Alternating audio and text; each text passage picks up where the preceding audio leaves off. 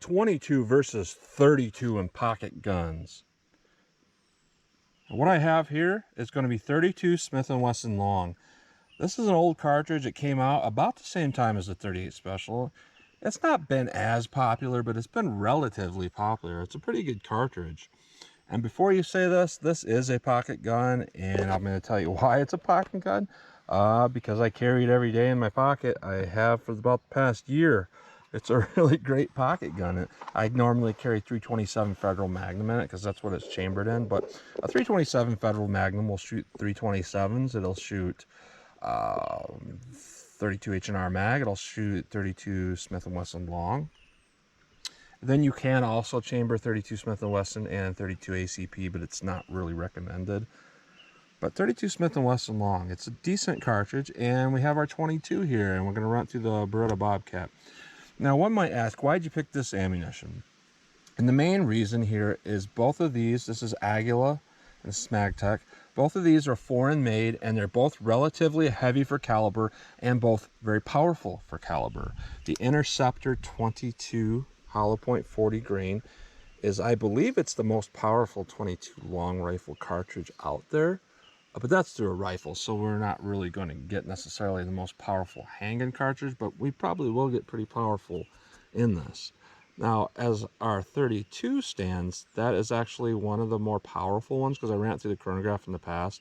It's a very powerful 32 Smith & Wesson long. You know, most of your 32s, and this is 98 grain, by the way, you know, if you shot them through snub, you might get 600-700 feet per second. And in the past, I was getting more than that when I chronographed it. So, foreign made, both are below the border. I think this is Mexico. I think this is Brazil. So foreign made, powerful cartridges in pocket guns. I thought that made the perfect test and the perfect comparison to try to see how 22 long rifle will do on this little Bobcat pistol here. So what I'm going to do for my ballistic test is, first of all, I am going to go through the chronograph, definitely see what kind of velocity and accuracy we're getting, what kind of power essentially we're going to have with that. And then I'm going to go through my ballistic target here. And what I'm doing here, I'm kind of trying to change it up, but trying to get more realistic than previously and do the best that I can to be really realistic with ballistics. And I think this probably will be a pretty good representation of trying to see a simulation of a human body. So we got our 4 layers of denim.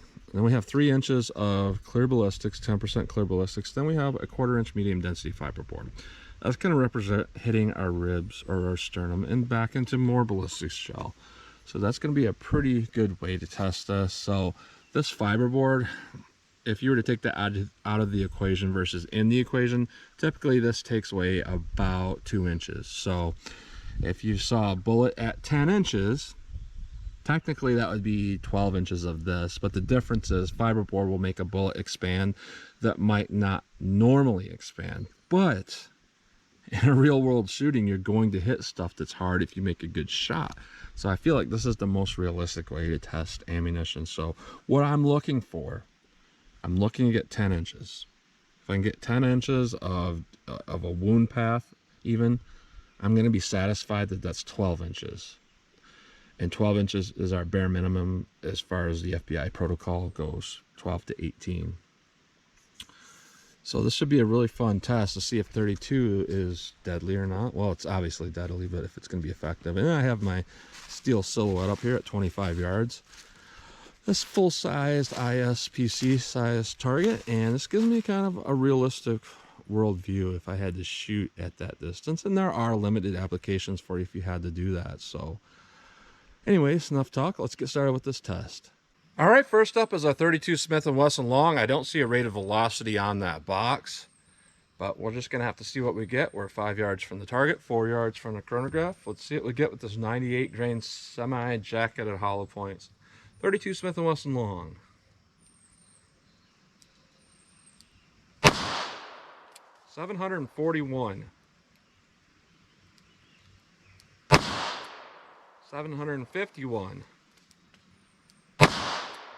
$755. $746. $756. That is one of the most consistent and accurate rounds I've ever fired in this gun. So that's good. That says a lot, because even if the ballistic performance isn't perfect, this kind of makes up for it. So let's see how that 22 compares. All right, next up is our 22 long rifle Aguila interceptor, and just for curiosity's sake, it does say 1470 feet per second. Obviously that's out of a rifle. Let's see what our little Bobcat does with this round.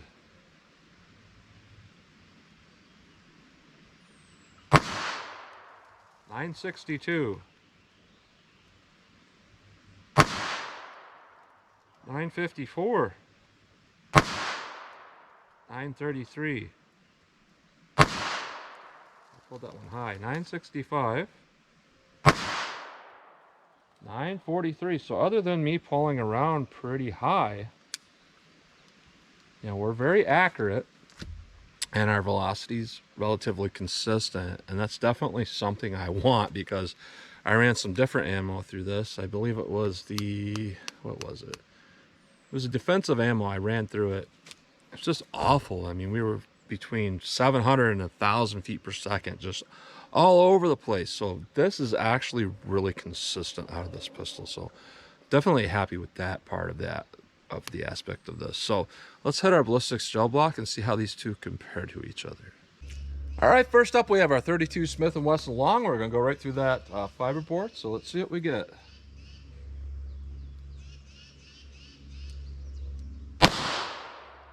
All right.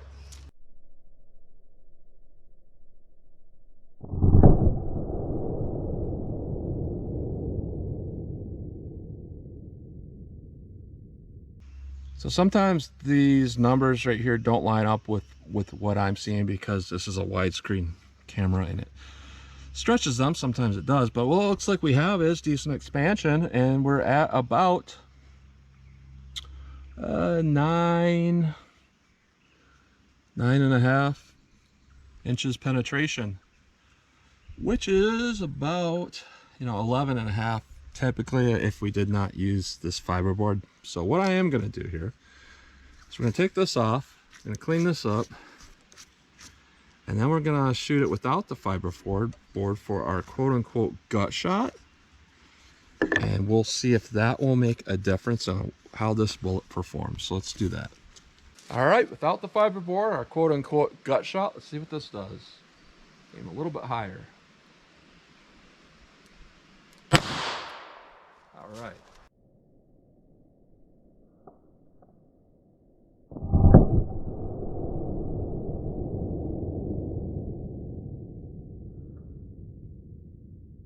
So what we got there in just plain gelatin is we're looking at about 13 inches even. Now there's definitely a difference there in the penetration, because this one appears to have no expansion. This one has excellent expansion. So that's why there's a difference of more like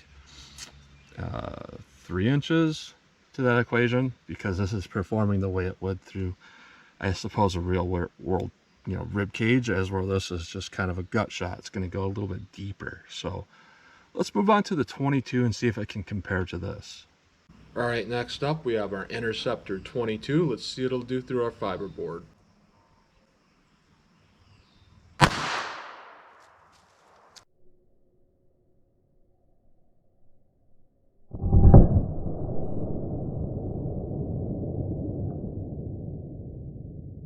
All right, as confirmation, we did go through our fiberboard. We punched a nice hole through there. And what we're looking at here, we'll just line this up the best I can here.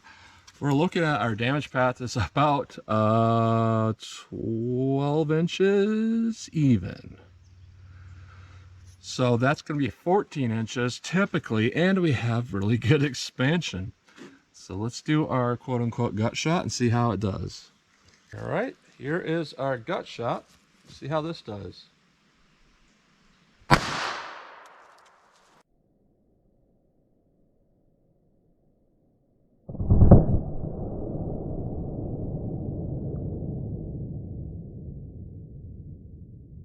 And we got some weird performance here. It went right through and just kind of, it's below the first shot, so it didn't hit that or anything. Didn't hit that first bullet channel, and it came to about 10 inches and started really tumbling. and it came back to rest at 15.25 inches. So that, again, even though it did not expand, that did really, really well. And the 22 beat the 32 both times as far as penetration goes. Now, that first 32 where it hit that fiberboard, we can definitely see that's going to do more damage than that 22, but not by a lot. And considering that this went that much deeper, I don't know. All I can say is I would not want to get hit with that 22 at all.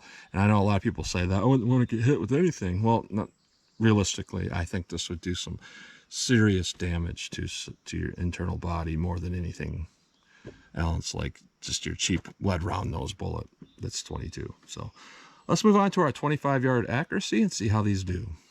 All right, there's our full-size silhouette at 25 yards. Gun I legitimately carry in my pocket. Now the holster does kind of slip out, so if I ever had to actually use this, it'd be one of these kind of deals. Well, that time it came out, but you know, I'm used to kind of pulling that off. So let's see how our 32 does at our steel silhouette down there.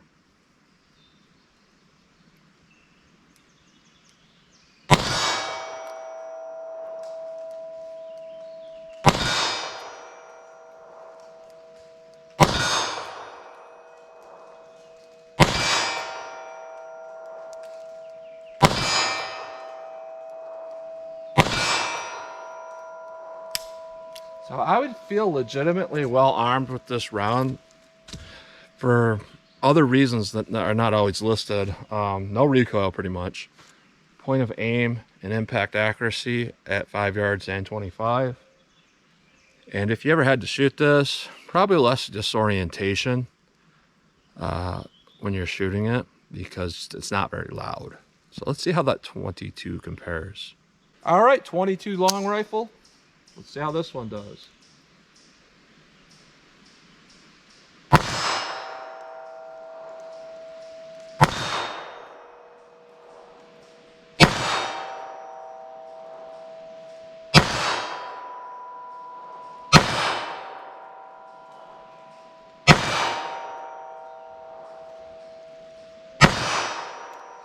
All right, I feel like that did equally well. Now what I want to do, one more magazine and cylinder full. This one firing fast and see how those compare, because sometimes that kind of matters. A lot of people will point out 25 yards is too far for self-defense. But in the real world, especially when you're out here, you can kind of judge these distances. That's not very far. That's like across a short lawn. So, I mean, you go outside and somebody's running at your daughter with a knife. Are you going to sit around and be like, I might get in trouble? No, you're going to shoot, and you might not shoot slow. You might be so freaked out, you're like, and you just start throwing those rounds. And so, hey, let's throw those rounds and see what happens.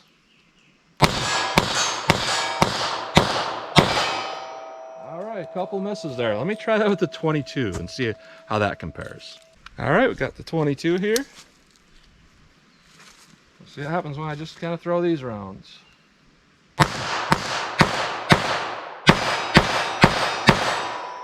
All right, so this one is a little bit harder, just because if we look at the sight on this guy here, yeah, it's a pinpoint accurate sight. So I think I could actually do better at 100 yards with this versus that 32. But doing that type of thing, you know, that's a close enough distance that that little white outline on that 32 makes a difference. So that's what you get today. Pretty good performance all around. I'm gonna say both of these would do quite well, and they're quite surprising that, you know, in our modern time with all these 9mm plus P bonded bullets, these two cheap things, foreign ammo, 32 and 22, are doing so well. So that's what you get today. So as always, comment, share, and like, and thanks for watching.